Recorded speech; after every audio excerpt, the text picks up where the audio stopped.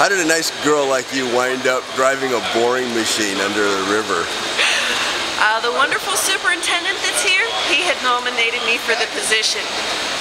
With the Japanese, they really don't approve of women being in underground or tunnels. It's a bad luck omen for them. And this was the first time that Obayashi Corporation had allowed a female to actually be in the tunnel and work. So this was a big step for them, feeling that they wanted to be the first to do something like this, to show that it can be done. It digs a big hole. It looks like a pop can, and on the front of it there's a rotating head that with pressure actually pulverizes the material that's in front of it. It falls down into a slurry bentonite mixture, like a mud mixture, and it's extracted through a pipeline. I went through the union through their apprenticeship, with which I was trained on multiple pieces of equipment. The program is a 4-year program. You have to have 4,000 hours logged out in the field to be able to graduate.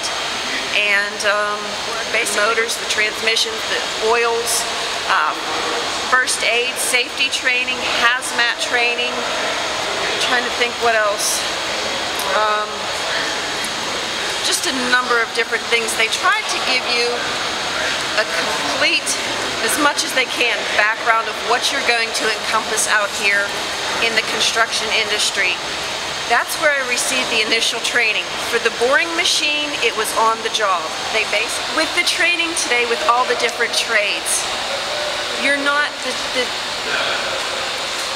people just don't have the skills. So if it wasn't for the unions teaching these skills, the kids aren't getting it in high school today. They're not getting, everybody is pushed to go to college, which is wonderful. You need the education, but we also need people who can use their God-given skills with carpentry, masonry, ironworking.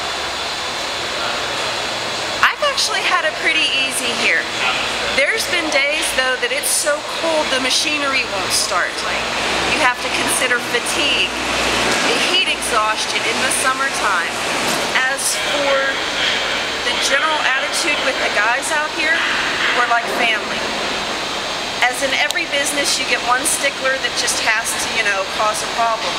But for the most part, I'm no different than any of the guys. We're here to do a job. We like to have some fun on our job, but we also want to go home at the end of the night and be with our families. 11 years. I had a 4-year apprenticeship program, and then ever since then I've been journeyman. And I do use the term journeyman. I think it's a real honor and a privilege.